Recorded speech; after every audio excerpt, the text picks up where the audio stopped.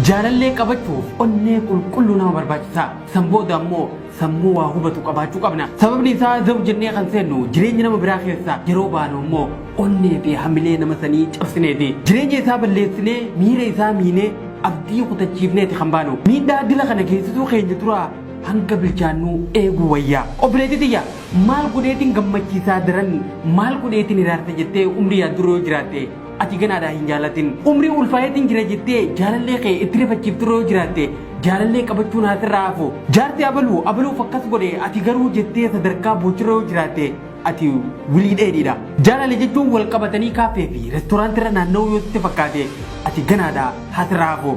Miseejii inni jaalalaan itti ibse baaftee hiriyoota keetiin inni na jaalataa ani garuu hanga sundaa miti jettee yoo agarsiiftu taate ati ganaa sirraa dhiyaatuti jaalala keessaa bahi. Ati dhagee obboleessoo sadarkaa waa'ee jaalallee teetii nama biratti himuu qaanfatturra yoo jiraatte ani waanuma ishiin na rifachiiftuufi malee hanga sunda ishiin jaaladhu yoo kajettu taate maaltu si darare yoo biraa dhiifte hoo beekaa bilbila ishee kaasuu dhiiftee miskool bilbila keetii hiriyooti keetitti sadarkaa agarsiisurra yoo jiraatte ati badawa jaalaltii hin galinii fi ibraa dhiisi. Yeroo kennuu dhabuu hinaafsisuu fi boojjisuun faayyoo dhiirummaatti fakkaatte ati ganaa dheedhiidhaati hanga bilchaattuu dubartirraa fagaadhu. Suuraa qaama qullaa ergisiiftee namatti agarsiisuu fi sadarkaa miidiyaa irratti maxxansurra yoo jiraatte ati duwwaadha.